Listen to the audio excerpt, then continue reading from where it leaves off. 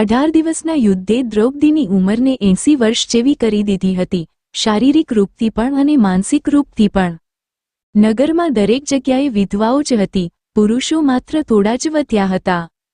અનાથ બાળકો આજુબાજુ ફરતા દેખાઈ રહ્યા હતા અને તે બધાની મહારાણી દ્રૌપદી હસ્તિનાપુરના મહેલમાં અચેત થઈને બેઠી હતી અને શૂન્યતા તરફ જોઈ રહી. એટલામાં જ શ્રીકૃષ્ણ ઓરડામાં પ્રવેશે છે. દ્રૌપદી શ્રીકૃષ્ણને જુએ છે અને દોડીને તેમને ભેટી પડે છે. શ્રીકૃષ્ણ તેના માથા પર હાથ મૂકે છે અને તેને રડવા દે છે. થોડીવાર પછી તેને પોતાનાથી અલગ કરે છે અને બાજુના પલંગ પર બેસાડે છે. દ્રૌપદીએ કહ્યું, આ શું થઈ ગયું સખા? આવું તો મેં વિચાર્યું નહોતું. શ્રીકૃષ્ણે કહ્યું, નિયતિ બહુ ક્રૂર હોય છે પાંચાલી. તે આપણા વિચારો પ્રમાણે ચાલતી નથી, તે આપણા કર્મોને પરિણામોમાં રૂપાંતરિત કરે છે. જો તું વેર લેવા માંગતી હતી ને, ખરેખરમાં તું સફળ થઈ. દ્રૌપદી, તારું વેર પૂરું થયું. માત્ર દુર્યોધન અને દુશાસન જ નહીં, બધા કૌરવો સમાપ્ત થઈ ગયા.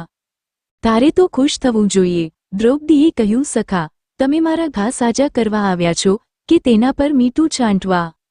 શ્રીકૃષ્ણે કહ્યું, ના દ્રૌપદી, હું તને વાસ્તવિકતાથી વાકેફ કરવા આવ્યો છું. આપણે આપણા કર્મોનું પરિણામ દૂર સુધી જોઈ શકતા નથી, અને જ્યારે તે આપણી સામે હોય છે તો આપણા હાથમાં કશું રહેતું નથી. દ્રૌપદીએ કહ્યું, તો શું આ યુદ્ધ માટે હું જ સંપૂર્ણપણે જવાબદાર છું? શ્રીકૃષ્ણે કહ્યું, ના દ્રૌપદી, તું પોતાને એટલી મહત્વપૂર્ણ ના સમજ, પરંતુ જો તું તારા કર્મોમાં થોડી દૂરદર્શિતા રાખત તો તને આટલું કષ્ટ ન મળ્યું હોત. દ્રૌપદીએ કહ્યું, હું શું કરી શકતી હતી શ્રીકૃષ્ણ? શ્રીકૃષ્ણે કહ્યું, તું ઘણું બધું કરી શકતી હતી. જ્યારે તારો સ્વયંવર થયો ત્યારે તે કર્ણને અપમાનિત ન કર્યો હોત અને તેને સ્પર્ધામાં ભાગ લેવાની તક આપી હોત તો કદાચ આજે પરિણામ કંઈક અલગ હોત.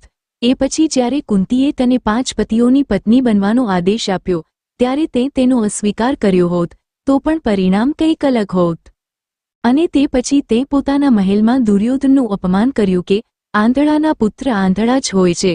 જો આવું ન કહ્યું હોત તો તારું ચીરહરણ ન થયું હોત. તો પણ કદાચ સંજોગો અલગ હોત. આપણા શબ્દો પણ આપણા કર્મ હોય છે દ્રૌપદી.